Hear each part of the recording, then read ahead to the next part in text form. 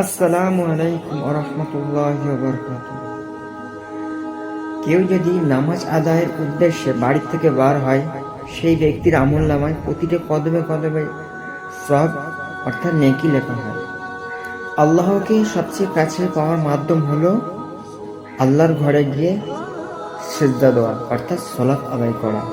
এর ফলে আল্লাহ এত খুশি হয় যে তাদের জন্য জান্নাতে সুসংবাদ দিয়েছেন।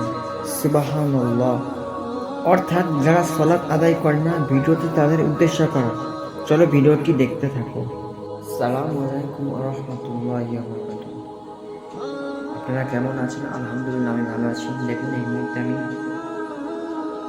মসজিদে নামাজ আদায় করলাম। এত সুন্দর আল্লাহ পাকের ঘর, দেখুন কত সুন্দর, কি সুন্দর আল্লাহ পাকের সৃষ্টি। এই মসজিদে কি আমরা নামাজ না পড়তে পারি, তাহলে আমরা নিজে কীভাবে মুসলমান দাবি করব? কারণ নামাজ এমন একটা ইবাদত, নামাজ এমন একটি ইবাদত যা আল্লাহ ফরজ আইন অর্থাৎ আল্লাহ নির্ধারিত করে দিয়েছে। নামাজ পড়তে হবে, নামাজের কোনো ছাড় নেই।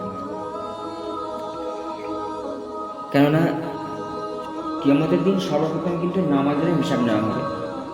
আর কিয়ামতের দিন নামাজের হিসাবটা সঠিক হয়, অন্য সমস্ত আমল সঠিক হয়ে যাবে। আর নামাজ যদি একবার বরবাদ হয়ে যায়, বেঠিক হয়ে যায়, তা সমস্ত আমল বেঠিক হয়ে যাবে।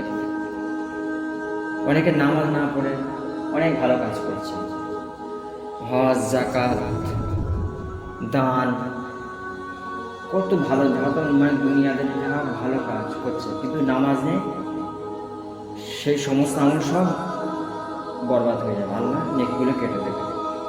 আর নামাজ তোমাকে পড়তেই হবে, নামাজে কোনো ছাড় নেই।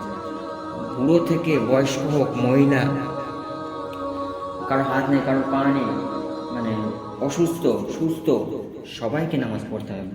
দাঁড়িয়ে নামাজ না পড়তে পারো তুমি বসে পড়ো, বসে না পড়তে পারো তুমি শুয়ে পড়ো, শুয়ে যদি না পড়ো তুমি ইঙ্গিতে পড়ো, কিন্তু নামাজের কোনো ছাড় নেই। দৈনিক তোমাকে 5 ওয়াক্ত নামাজ পড়তেই হবে, আল্লাহকে সেজদা করতে হবে। আল্লাহর সৃষ্টির মূল উদ্দেশ্য তো হলো আল্লাহকে সেজদা করা, মানে ইবাদত করা যেটা বলা হয়।